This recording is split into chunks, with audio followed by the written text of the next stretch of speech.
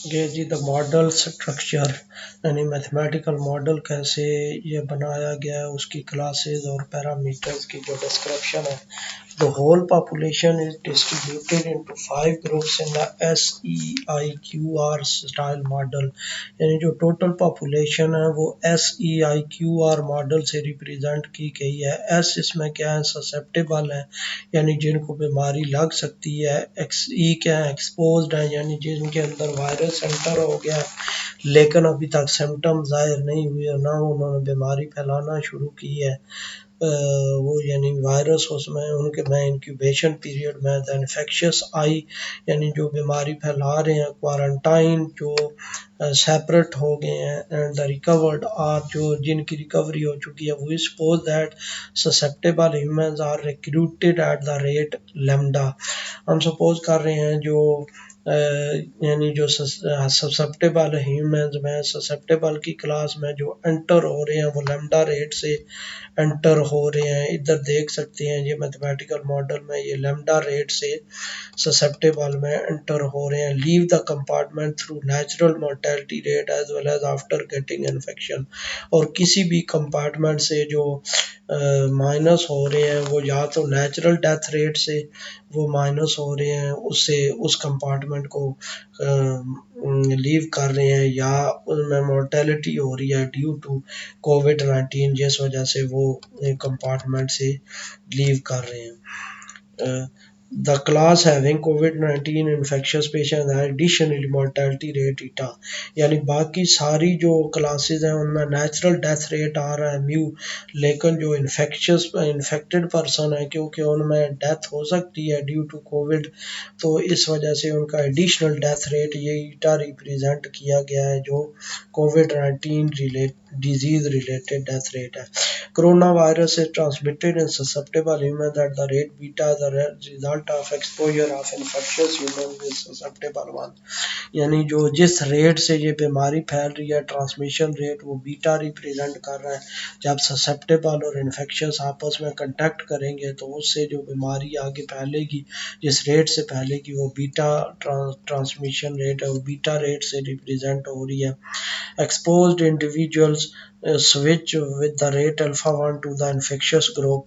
यानी जो exposed individuals हैं जिनमें वायरस एंटर हो चुका है, सिम्टम जाहिर अभी तक नहीं हुए और ना उनमें कोई बीमारी फैला रहे हैं, कुछ देर के बाद जब वो सिम्टम जाहिर हो जाएंगे और बीमारी फैलाना शुरू हो जाएंगे तो वो दूसरे कंपार्टमेंट्स में ट्रांसफ़र हो जाएंगे। इन्फेक्शियस कंपार्टमेंट में जो अल्फ़ा 1 रेट है ये हमारे पास ट्रांजिशन रेट है जिस रेट से एक्सपोज्ड इंडिविजुअल जो है वो इन्फेक्शियस कंपार्टमेंट में ट्रांसफ़र हो रहे हैं। Transition of infectious individual occur at the rate gamma. तो हमारे पास जो इन्फेक्शियस इंडिविजुअल से वो जो निकल रहे हैं वो गैमा रेट से निकल रहे हैं इन्फेक्शियस इंडिविजुअल से। अब इन्फेक्शियस इंडिविजुअल जो हैं वो जो गैमा रेट से निकल रहे हैं आगे दो पॉसिबिलिटीज़ बन रही हैं, या तो वो रिकवर हो रहे हैं और या वो इन्फेक्शियस से निकल के यानी वो बीमारी नहीं फैला रहे, वो क्वारंटाइन हो रहे हैं। तो वो दोनों आगे टर्म्स बताई गई हैं। The portion 1 minus delta of infectious individual enter in the quarantine class. इस प्रोपोर्शन से ये जो फैक्टर है उनका इस फैक्टर से द रेट गैमा वो इन्फेक्शियस इंडिविजुअल जो है वो क्वारंटाइन क्लास में एंटर हो रहे हैं और जो रिमेनिंग पोर्शन है वो रिकवर होने के बाद रिकवरी क्लास में एंटर हो रहे हैं। आप देखें ये जो पोर्शन है ये क्वारंटाइन क्लास में गैमा इससे टोटल निकला है। गैमा का आगे 1 माइनस डेल्टा पोर्शन इस क्लास में एंटर हो रहा है और गैमा डेल्टा आई पोर्शन इस क्लास में एंटर हो रहा है। यानी ये रिकवर हो रहे हैं सारे और ये जो है वो अपने आप को क्वारंटाइन कर रहे हैं, क्वारंटाइन कर लिए हैं जी।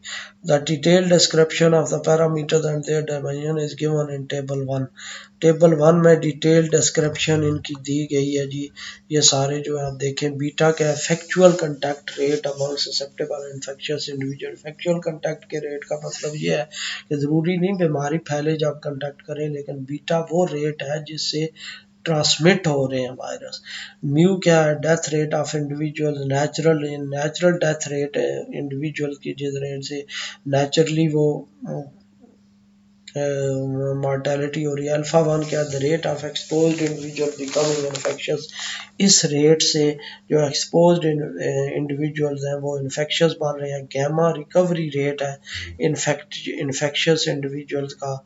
अब आगे 1 minus delta the proportion of infected individuals quarantined are recover, ये जो पोर्शन है ये बता रहा है कि वो क्वारंटाइन हो रहे हैं या रिकवर हो रहे हैं। डेल्टा क्या है, that is resting part of infected individuals who are quarantine, तो उसका वो पार्ट है। 1 माइनस डेल्टा वो पार्ट है जो क्वारंटाइन कर लिया, और डेल्टा वो कॉमन वो बाकी पार्ट है जो जिन्होंने क्वारंटाइन नहीं किया और फिर उसके बाद वो रिकवरी में चले गए। लेमडा क्या, रिक्रूटमेंट रेट है ससेप्टेबल इंडिविजुअल का। फाई क्या, क्वारंटाइन रेट ऑफ इन्फेक्शस, यानी कुछ जो इन्फेक्शस हैं, सॉरी यहाँ पे फाई ये गलत लिखा हुआ है। फाई क्या है, रिकवरी रेट है क्वारंटाइन इंडिविजुअल्स का, यानी कि क्वारंटाइन इंडिविजुअल्स भी कुछ अरसे के बाद जो रिकवर हो जाते हैं तो वो फाई रेट से रिकवरी क्लास में चले जाते हैं। और ईटा क्या, डिजीज रिलेटेड डेथ रेट है हमारे पास। इस रेट से ये जो बीमारी की वजह से लोग मर रहे हैं इन्फेक्शस क्लास से, वो ईटा रेट से कंपार्टमेंट से आउट हो रहे हैं। The assumption that people are homogeneously mixed leads to the following mathematical form of the model, हम एज्यूम कर रहे हैं कि ये जो पॉपुलेशन है होमोजीनियसली मिक्सिंग है। होमोजीनियस मिक्सिंग का मतलब ये है कि उसमें कोई डिफरेंस नहीं है, यानी ससेप्टेबल में सारे ही ससेप्टेबल है। हम उसमें मजीद कैटेगराइज नहीं कर रहे कि ससेप्टेबल में बच्चे कितने हैं, बूढ़े कितने हैं, जवान कितने हैं, या औरतें कितनी हैं, हम सबको ससेप्टेबल कह रहे हैं। होमोजीनियसली मिक्सिंग का मतलब ये है। अब इन्फेक्शस है तो सारे ही इन्फेक्शस कंसिडर कर रहे हैं, हम उनमें मजीद कैटेगराइज नहीं कर रहे कि इन्फेक्शस में हर कैटेगरी के कितने बंदे हैं। तो ये है होमोजीनियसली मिक्सिंग। आगे इनिशियल कंडीशन देखें। इनिशियल कंडीशन दी हुई हैं कि इनिशियली जो पॉपुलेशन है ससेप्टेबल वो पॉजिटिव होगी, यानी ये 25, 30, 40 कोई भी इनिशियल कंडीशन है। ये इनिशियली कहीं से भी जब स्टार्ट करेंगे तो इस वेरिएबल की जो इनिशियल वैल्यू है वो कोई पॉजिटिव होगी। बाकी सारे जो वेरिएबल हैं उनकी इनिशियल वैल्यू या तो पॉजिटिव हो सकती है या ज़ीरो हो सकती है। यानी हो सकता है ना कि किसी पॉपुलेशन में क्वारंटाइन ज़ीरो हो, कोई भी क्वारंटाइन ना हुआ हो, या कोई भी रिकवर ना हुआ हो, या जिस वक्त, यानी जब हमने एनालिसिस स्टार्ट किया, इनिशियल कंडीशन का मतलब ये है कि ज़ीरो का मतलब ये है कि जब हमने एनालिसिस स्टार्ट किया। अब वो एनालिसिस अप्रैल की यकम अप्रैल को स्टार्ट किया तो ये जो ज़ीरो है ये यकम अप्रैल को रिप्रेजेंट करेगा। अगर एनालिसिस स्टार्ट करते हैं मई में, यकम मई से, तो ये ज़ीरो जो है यकम मई को रिप्रेजेंट करेगा। तो इस तरह ये ज़ीरो का मतलब ये है, इनिशियल कंडीशन का मतलब ये है कि जिस टाइम पे हम एनालिसिस स्टार्ट करते हैं, तो वो हम पे डिपेंड करता है कि किस टाइम से एनालिसिस स्टार्ट करते हैं, वो इनिशियल कंडीशन हम ले लेते हैं।